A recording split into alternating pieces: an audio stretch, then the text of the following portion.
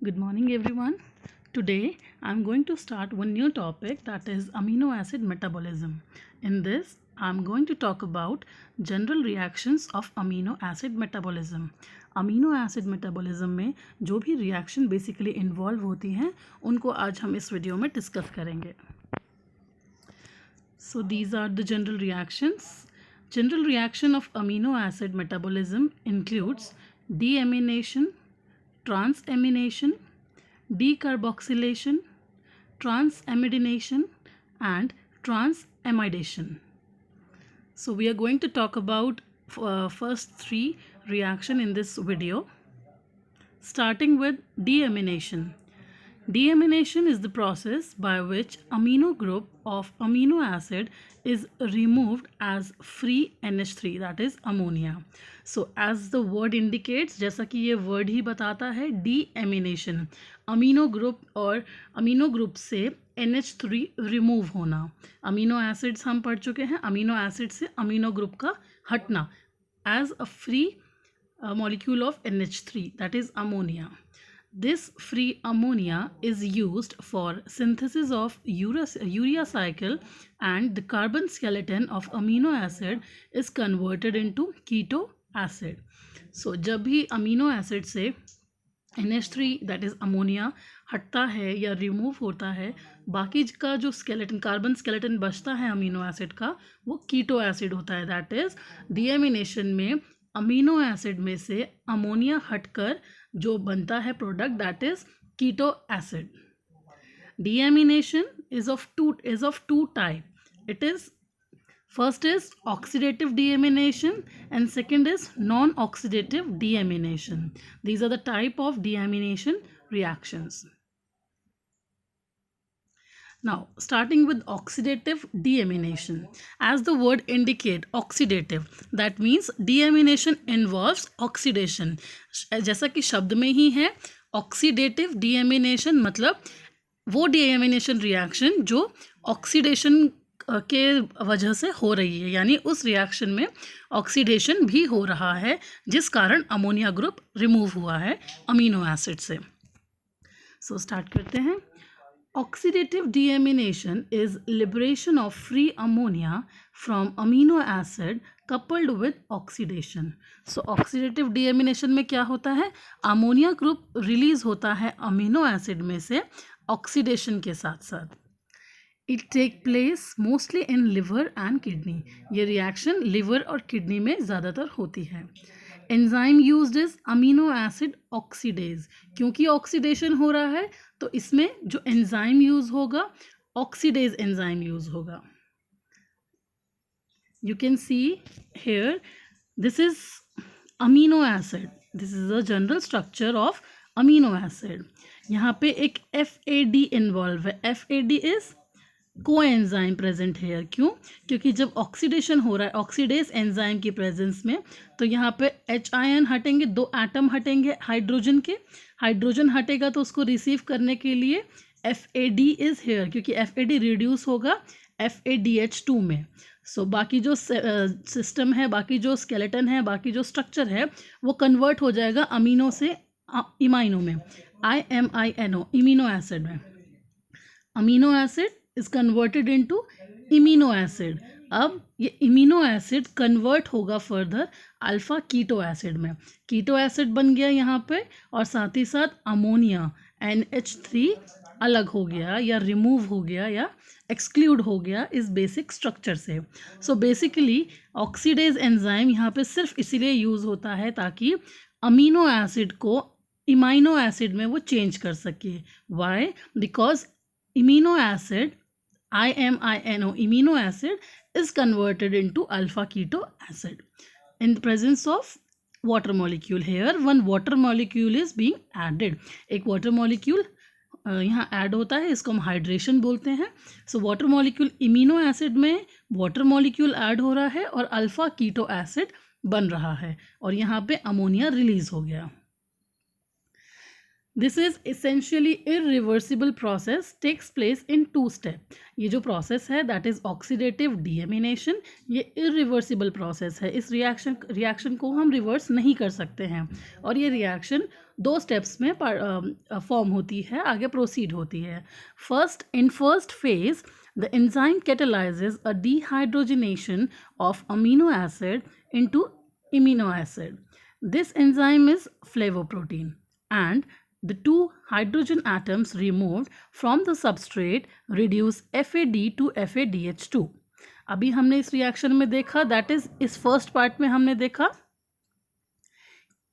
कि amino acid इमीनो acid में convert हुआ है इन presence of oxidase, amino acid oxidase, और साथ ही साथ FAD कन्वर्ट हुआ है FADH2 में. In second phase, the amino acid is hydrolyzed spontaneously into keto acid plus ammonia. So यहाँ पे हमने देखा हाइड्रोलाइज हो रहा है, वाटर ऐड हो रहा है इमिनो में, and alpha keto acid is produced, और साथ ही साथ एक अमीनो ग्रुप या अमीनो जो ग्रुप है ammonia that is being released. Deamination is therefore a non-enzymatic consequence of the enzymatic process of dehydrogenation. So इसको हम non-enzymatic consequence कहते हैं. Why? Because oxidase enzyme is here. It is used only to convert amino acid into amino acid, amino to amino acid. And further imino acid का conversion हो रहा है keto acid में in presence of water, not in presence, by utilizing one water molecule that is hydration. Now this is one of the examples. Here glutamate, it's an amino acid, and here it's NH3 which is the part of this structure. Now सबसे पहले क्या हो रहा है, NAD reduce हो रहा है, तो NADH यहाँ पे NADPH and H ion release हो रहा है इन presence of dehydrogenase enzyme. Further glutamate जो कि एक अमीनो एसिड है उससे इमीनोग्लूटारेट बन रहा है, IMINO, इमीनो, एंड फर्दर इमीनोग्लूटारेट से कीटोग्लूटारेट बन रहा है, और यहाँ पे एक अमोनिया मॉलिक्यूल, अमोनिया का जो मॉलिक्यूल है वो रिलीज हो रहा है. So by this we can summarise oxidation of amino acid by the virtue of deamination. Now next, non oxidative deamination. जैसा कि वर्ड से ही हमें पता चल रहा है, नॉन ऑक्सीडेटिव दैट मीन्स इस रिएक्शन में डीएमिनेशन हो रहा है but oxidation is not involved, that is without oxidation. So this is direct deamination without oxidation. Some of amino acids can be deaminated to liberate ammonia, that is NH3, without undergoing oxidation. अब कुछ amino acids ऐसे होते हैं जो directly जिसमें deamination हो जाता है, यानी कि ammonia group NH3 group remove हो जाता है विदाउट ऑक्सीडेशन. अब इन रिएक्शंस को करने के लिए कुछ एंजाइम्स इन्वॉल्व होते हैं. Enzymes are basically amino acid dehydrase, amino acid desulfhydrase, and deamination of histidine which is in presence of histidase enzyme. So dehydrases जो एंजाइम है उसमें फॉर एग्जांपल सीरीन या थ्रियोनिन अमीनो एसिड लेते हैं, वो alpha keto acid में change हो जाता है. सिमिलरली जब amino acid that is cysteine is converted into pyruvate in presence of disulfurhydrase enzyme. So इस process को हम बोलेंगे disulfurization. Here cysteine is deaminated by primary desulfuration forming amino acid. तो इस रिएक्शन में हम देख सकते हैं पहले cysteine, here is cysteine. Cysteine is converted into alpha amino acid in the presence of enzyme amino acid desulfuration, desulfurase. The process is desulfuration and the enzyme used is amino acid desulfurase. This reaction take place in the presence of one coenzyme that is B6P. इस B6P को हम पेरिडॉक्सिल phosphate बोलते हैं. ये एक coenzyme है जो जिसकी प्रेजेंस में रिएक्शन होता है. It is then spontaneously hydrolyzed to keto acid and NH3 is made free. उसके बाद जो अल्फ़ा इमिनो एसिड है वो पायरुविक एसिड जो कि एक कीटो एसिड है इसमें कन्वर्ट हो गया और साथ ही साथ एक NH3 मॉलिक्यूल फ्री हो गया, दैट इज़ अमोनिया फ्री हो गया, यानी डीएमिनेशन हो गया. This is all about deamination. Now second is transamination. जैसा कि वर्ड से ही हम पता लगता है हमें वर्ड से, trans means to transfer. So to transfer amino group, transamination means to transfer amino group. Transamination is a reversible reaction. ये एक reversible reaction है. That means जब reactants react करके product बनाते हैं तो हम इस reaction को convert भी कर सकते हैं, reverse भी कर सकते हैं. It is only for intermolecular transfer of amino group. इसमें सिर्फ मॉलिक्यूलर ट्रांसफ़र होता है अमीनो ग्रुप. इंटरमॉलिक्यूलर ट्रांसफ़र कैसे होता है अभी हम आगे डिस्कस करते हैं. In this reaction free ammonia is not released during reaction. In reactions में दैट इज़ ट्रांसएमिनेशन रिएक्शन में अमोनिया फ्री नहीं रिलीज़ होता. जैसा हमने डीएमिनेशन में पढ़ा है वहाँ पे एक अमोनिया का मॉलिक्यूल फ्री होता है, बट इन केस में ट्रांसएमिनेशन में इस टाइप ऑफ रिएक्शन में अमोनिया फ्री नहीं होता. सिर्फ NH2 अपने सिर्फ इंटरमॉलिक्यूलर चेंज होता है, जो रिएक्टेंट्स होते हैं उनके बीच उसका ट्रांसफ़र होता है, nothing above that. Next, site of transamination body में in all cells it takes place in all cells. Major tissues are liver, heart, kidney and brain. Enzyme used in transamination reactions is transaminases or aminotransferases because amino group is being transferred to from one molecule to another one. Next coenzyme used is pyridoxal phosphate जिसको short में हम B6P से show करते हैं.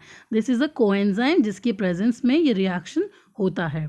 सो यहाँ पे हम देख सकते हैं ग्लूटामेट एक अमीनो एसिड है, ऑक्जेलो एसीटेट के साथ रिएक्ट करके वो अल्फ़ा कीटो ग्लूटरेट और एस्पार्टेट बनाता है. इसको और क्लियरली अब हम नेक्स्ट स्लाइड में देखते हैं.